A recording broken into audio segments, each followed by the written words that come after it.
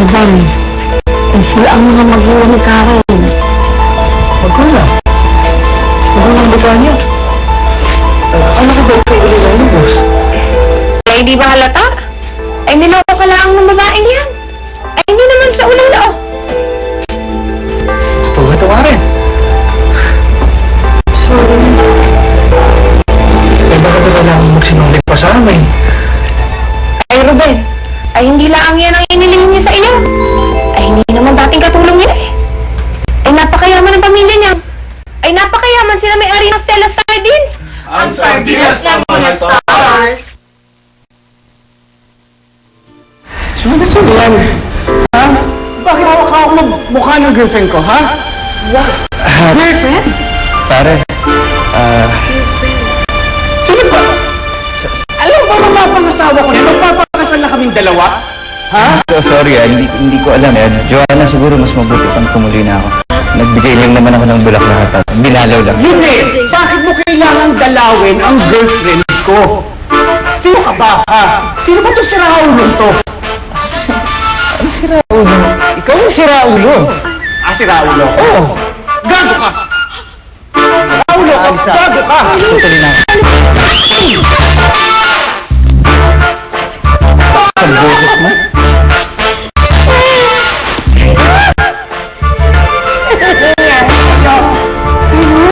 Sino ba yun? Ow! Dahan-dahan naman, oh. Masakit eh. Sakit ba? Ito. Ah! Ay, Di ba sabi ko nga masakit? Ikaw naman eh. Sinabi ng... Nananadya ka ba? ang tapang-tapang mo kanina, tapos nga aaray-aray ka. Ay, nagpanggap lang ang babae niyan para babahin ka. Ay, napakasinungaling yung babae niyan. Napakasinungaling. Ako yung babahala lang muna sa labas. Ruben? Ruben? Ruben yan? Ruben? Bisa naman lang. Kailangan na makapag-usap tayo. Pwede naman ako mag-explain eh. Ay, ano pag ang kailangan natin pag-usapan, Karen? Hindi ba't malinaw na ang lahat? Eh, kami lahat dito sa pamamahay ko, ginawa mo lang eh. Hindi ko naman intensyon na lokohin kayo eh. Intensyon, ha? Hindi ba intensyon yung pagsisinungaling mo?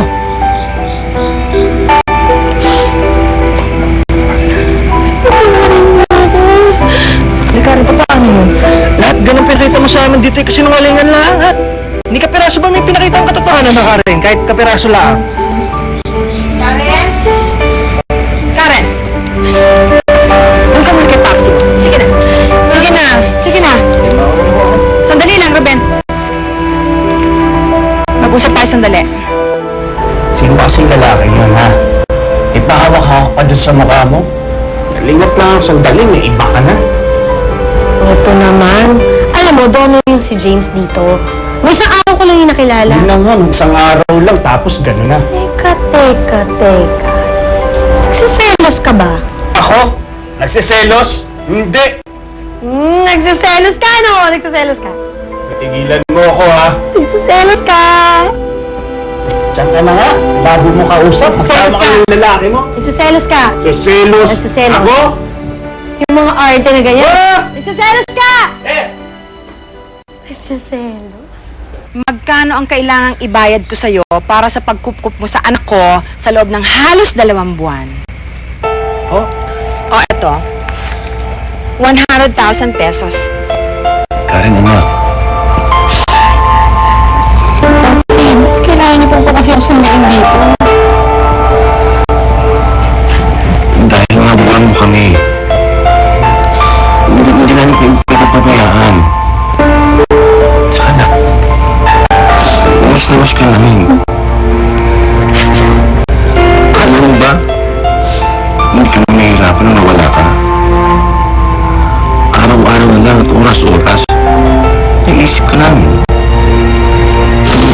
Okay ba yung kalagayan mo? Sapat ba yung kinakain mo? O kung malamig ba yung tinutulugan mo? Hindi ko kayo masisisi dahil magulang mo kami, anak. Saka, mahal na mahal ka namin, anak. Mahal ka.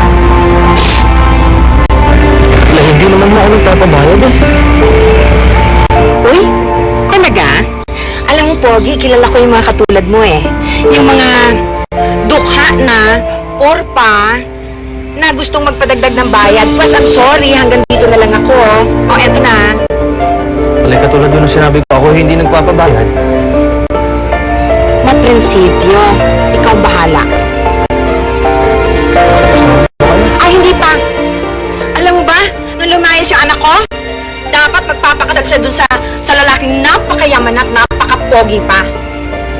Kaya kung nag-iilusyon ka na magiging kayong dalawa, Diyos ko, nahihibang ka. Ayaw ko sa mga katulad mo, yung mga dukha na, purpa. Ayoko nun, hindi ka bagay sa anak ko.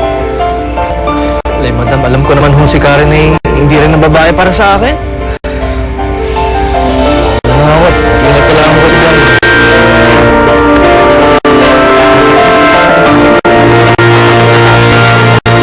Mga lol, ubusin niyo yan, ha? Parang gutom na gutom kayo. Kainin niyo yan. Masarap yan. Niluto ko yan eh. Kainin niyo yan. Ayoko nang gugutom kayo. Busog na busog kayo. Sugdo lang, walang matira sa akin. Kaya ito nireklamo ka at kinakain namin. Naku, hindi yun. Ang sige-sige ko nga. Kasi ang gana-gana niyo kumain. Mabuti na ako kumakain para slim ka. Ay, perfect! Hayaan mo na kasi. Ito ka na. Yan, walis na kumain. Ow! Benjo naman si Ba.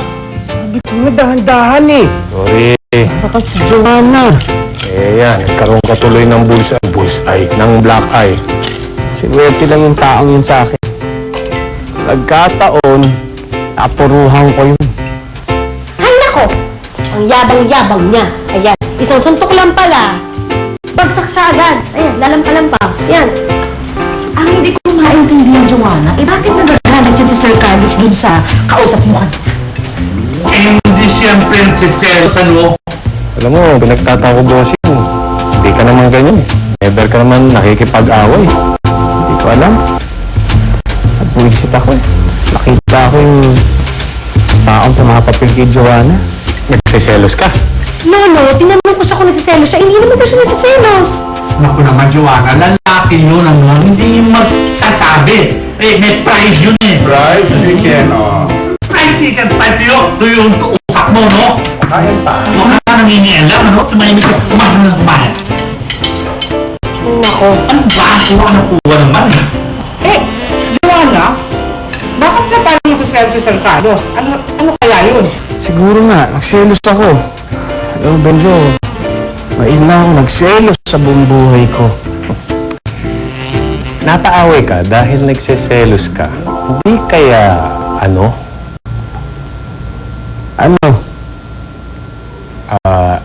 In love ka kay Joanna talaga? Kaya ka nagkakaganyan? Hindi ko na alam, basta ayoko na mag-assume. Kapag nag-assume ako, masasaktan lang ako. Pag nasaktan ako, ayoko na lang ganun, pagod na ako. Pagod na. Ako din, ayoko na mag-assume. Sino asyong?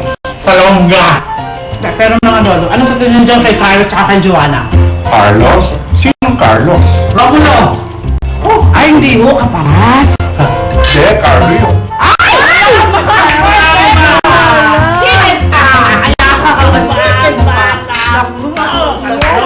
Karen? Mag-iingat kayo, ha? Nay? Tawarin niyo po ako, ha? Wala po sa intensyon ko na lokohin po kayo. Hindi mo na kailangang humingi ng tawad. Anak, naiintindihan namin. Yun na nga po eh. Napakabuti niyo po sa akin. Sobrang dami ko po natutunan sa inyo. Ibang-ibang tao na po ako simula nang mapadpad po ako dito sa inyo sa Batangas. Ay, Ate Karen, namamiss ka namin, ay. Dahil ngayon pa lang, ay, namamiss ka na namin. Ayan, iiyak na din ako. Makeup ko mahuhulas. Ay, labo pala.